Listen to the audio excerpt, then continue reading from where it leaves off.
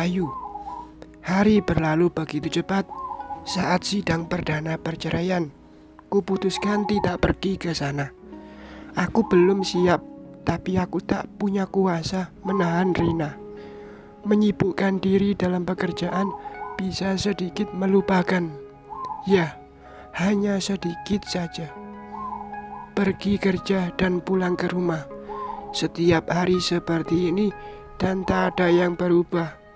Bahkan hari Minggu kugunakan buat membantu ibu di warung.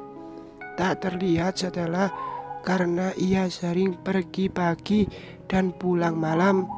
Bahkan ia jarang tidur di rumah. Bayu, Rina mana? Kok enggak kelihatan? Mpok Leha menghampiriku saat aku sedang membersihkan rumput halaman rumah. Oh, Rina kabarnya baik, Mpok, jawabku melihatnya sekilas. Rina ada di dalam ya? Mpok Leha menunjuk ke pintu rumah.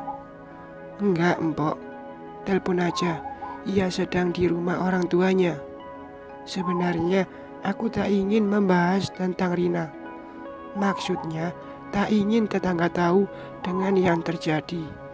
Aku masih berharap Rina merubah pikiran dan kami bisa bersatu lagi. Oh iya deh, nanti aku telepon, jawab Mpok Leha lalu berlalu. Hai Stella, kok pucat amat? Sakit ya? Kupalingkan pandangan ke belakang. Setelah mendengar ucapan Mpok Leha, ternyata ada Stella baru pulang. Tumben, biasanya pulang malam. Iya Empok, sedikit kurang enak badan, jawab Stella sambil berlalu masuk. Jangan lupa minum obat, sahut Mpok Leha lalu melanjutkan langkahnya. Warung sudah ditutup. Aku dan ibu bersantai sambil minum kopi dan makan goreng tahu di depan televisi. Tak banyak percakapan, hanya keluhan ibu yang terdengar karena ibu-ibu pelanggan protes harga kentang naik. Setelah sakit apa, Bu? Tanyaku, karena tadi ibu barusan dari kamar setelah. Demam biasa aja, mungkin kecapean karena sibuk kuliah juga, jawab ibu tampak tenang. Tapi semenjak setelah kerja, makanan di rumah ini enak-enak. Katanya itu makanan dari hotel. Kadang entah apa namanya, baru sekali itu ibu makan. Masak sayur dicampur daging. Lah rasanya manis-manis pedas gitu, Bay, sambung ibu. Iya, aku juga makan kok, Bu. Lah ibu siapkan buat bekal kerjaku kemarin. Tentu aku ingat karena rasanya enak. Biasanya itu makanan dari restoran mahal. Mungkin. Setelah banyak berubah semenjak kerja. Belum lama ia sudah punya baju baru dan tas bagus. Ia terlihat seperti anak orang kaya. Bahkan pernah kulihat ia diantar pulang dengan mobil. Saat kutanya, ia menjawab, jika itu mobil hotel khusus untuk antar jemput. Tak terlihat siapa saja di mobil karena kaca mobil hitam. Uwe. Tiba-tiba Stella berlari keluar kamar seperti mau muntah. Aku dan ibu terpana melihatnya. Wajahnya juga pucat. Setelah kenapa, Bu? Tanyaku bangkit dari duduk. Lalu melangkah menuju ke kamar mandi. Arah Stella berlari. Entahlah, Bay. Mungkin masuk angin, jawab ibu mengekor. Kini aku sudah berada di ambang pintu kamar mandi. Setelah muntah dan ibu berusaha menggusuk punggungnya. Uwe. Mas Bayu, jauh dari sini. Bau parfummu gak enak. Hah? Ibu terkesiap. Aku pun begitu. Tapi kok setelah mirip keadaan Rina waktu hamil? Astaga, Jangan-jangan setelah bangkit berdiri, aku tetap berdiri tak jauh darinya karena khawatir. Ish, bau sekali. Pakai parfum apa sih, Mas? Kali ini setelah menutup hidungnya. Aku udah biasa pakai parfum ini, tapi kok malah sekarang protesnya. Sini, tiba-tiba ibu menarik tangan setelah keluar dari kamar mandi. Apaan sih, Bu? Kok kasar amat? Apakah kamu melakukannya? Ibu melototi setelah. Maksud ibu apaan sih? Suara setelah terdengar gugup. Tidak mungkin, cuma masuk angin. Kamu sensitif bau parfum. Apakah kamu hamil? Dek, pertanyaan ibu sama dengan yang barusan aku pikirkan. Ya Tuhan, benarkah setelah hamil? Tapi dengan siapa? Kelvin atau ada lelaki lain? Jawab, suara ibu lebih lantang dari tadi. Bukannya menjawab, setelah malah menangis. Cepat jawab, kamu hamil. Ibu mendesak setelah meskipun ia tetap menangis dalam diam. Bahkan air matanya semakin deras berjatuhan. Meskipun sudah diseka beberapa kali. Kamu tidak mau jawab. Berarti perkataan ibu benar, Stella. Aku pun tak sabar ingin tahu tentang jawaban Stella. Aku nggak tahu, Mas. Jawab Stella sambil terisak. Plak. Seketika ibu langsung menampar Stella. Pandangan marah meskipun matanya berkaca. Bahkan kulihat tangan ibu gemetar, mengepal, seolah berusaha menahan emosi. Ibu, kenapa menamparku?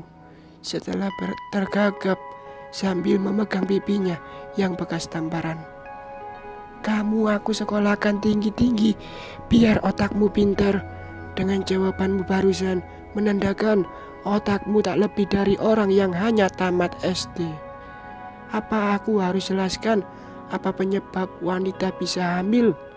Apa kamu tak pernah belajar tentang ini? Bu, aku minta maaf. Semua juga demi ibu.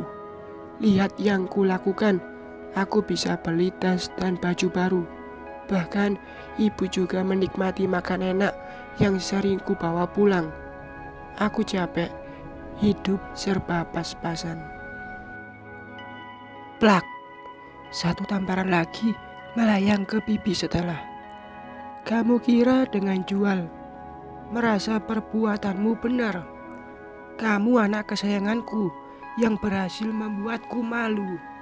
Apa seperti ini yang dinamakan pemikiran gadis berpendidikan? Bahkan kamu sangat bodoh. Maafkan aku, ibu. Setelah memeluk kaki ibu, memohon maaf. Aku lebih baik mati. Aku malu. Aku gagal. Isakan tangis ibu semakin menjadi hingga memukul dadanya seperti orang putus asa. Aku mendekati ibu, lalu menahan tangannya agar tak menyakiti diri sendiri. Bu, sabar, sabar. Biar kita pikirkan jalan keluarnya dengan kepala dingin. Percuma marah dan memukul Stella, tapi tak merubah keadaan. Apa yang harus kita lakukan, Bayu? Semua orang akan tahu dan rasanya tak sanggup keluar rumah. Ibu menyeka air matanya. Syukurlah ibu mendengarkan perkataanku. Duduklah, Bu. Tenangkan dulu. Hanya itu yang aku jawab. Karena juga bingung harus bertindak apa. Kini kami sudah duduk di sofa. Setelah masih mengeluarkan air mata tanpa berani mengadakan kepala. Telepon Jaka, Bayu. Ia harus tahu. Tidak, Ibu. Iya, Bu, jawabku setuju. Mas Jaka harus tahu dan membantu cari jalan keluar. Karena ini ulahnya, menggadaikan rumah demi istrinya. Cara Stella memang salah. tapi ia melakukan semua demi menolong agar rumah ini tidak disita dan memenuhi kebutuhan materinya. Nanti akui siapa lelaki itu di depan kedua kakakmu, ucap ibu ketus ke Stella. Aku berharap lelaki itu adalah Kelvin. Tak lama kemudian, Mas Jaka dan Mbak Inur datang. Setelah ku telepon, terdengar suara mobil dan kupastikan mereka datang dengan mobil. Mungkin itu mobil mertuanya, entahlah. Ada apa sih? Ganggu aku istirahat aja. Mas Jaka dan Mbak Inur langsung duduk di sofa panjang. Terlihat mereka hanya berdua.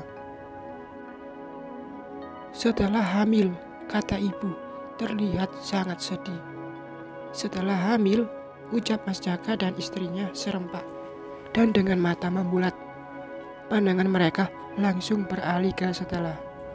Belum nikah kok bisa hamil? Kamu lakuin zina, Stella. Mas Jaka memperjelasnya.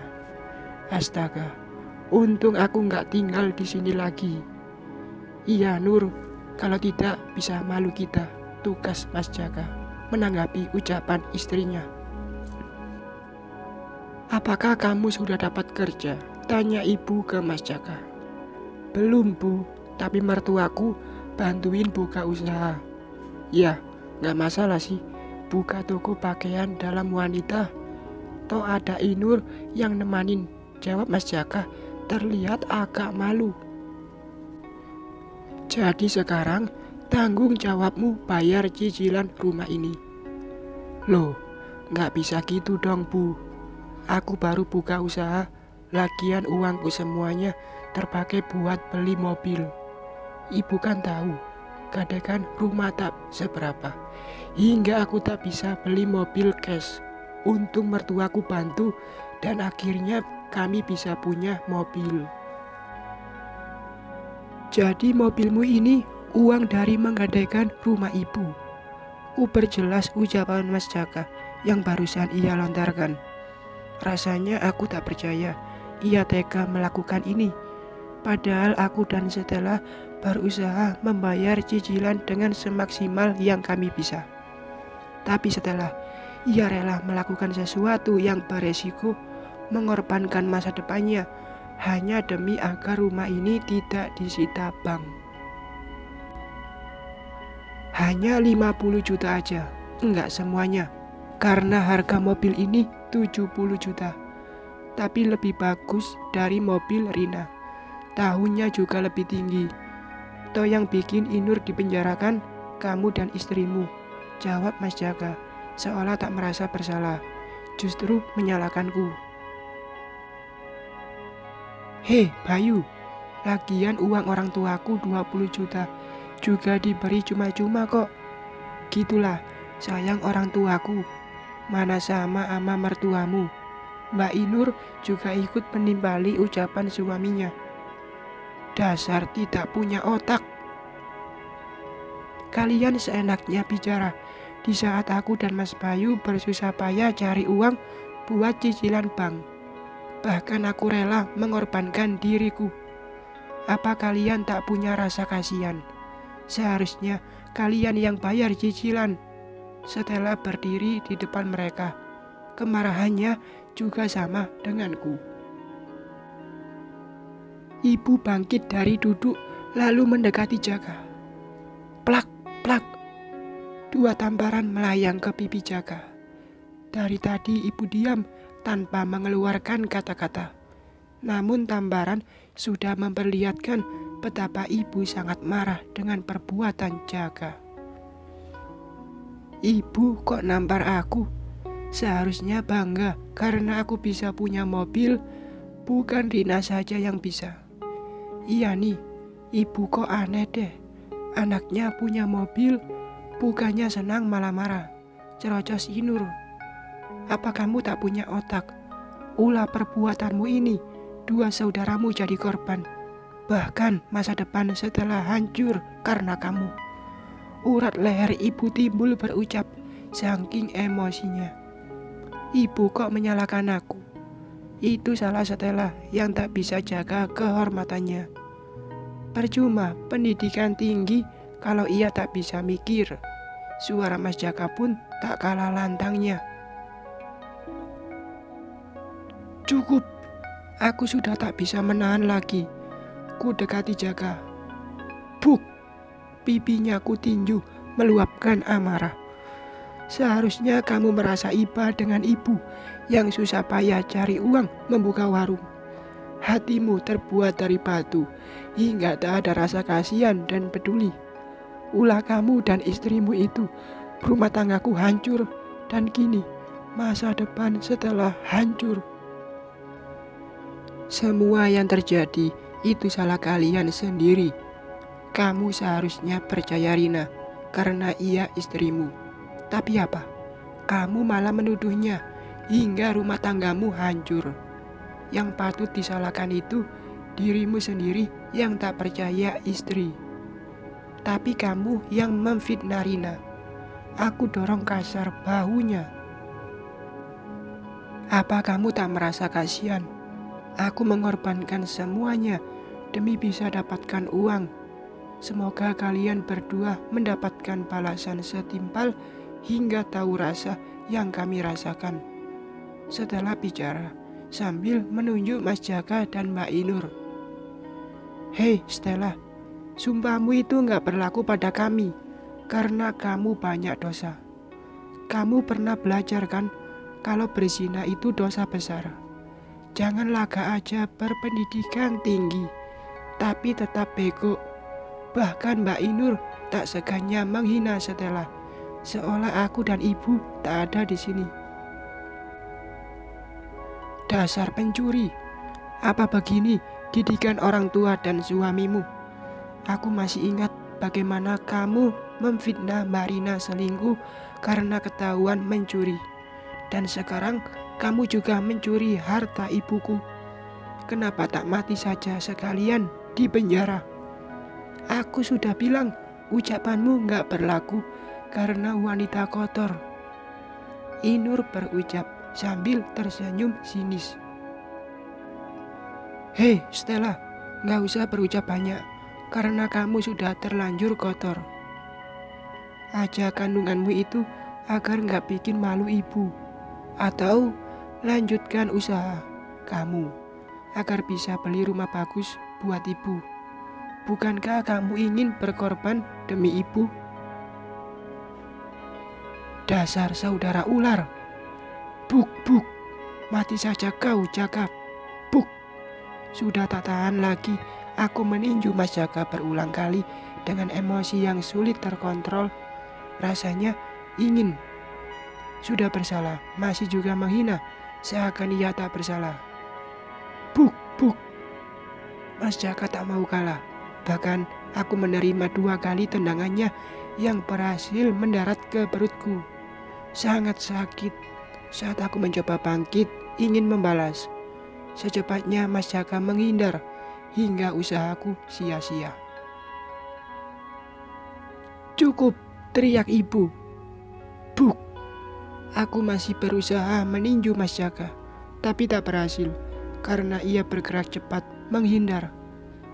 Buk, buk. Akan tetapi, justru aku yang menerima pukulan 2 kali. Ya, ia bukan lawanku karena aku terhambat bergerak karena kondisi kaki.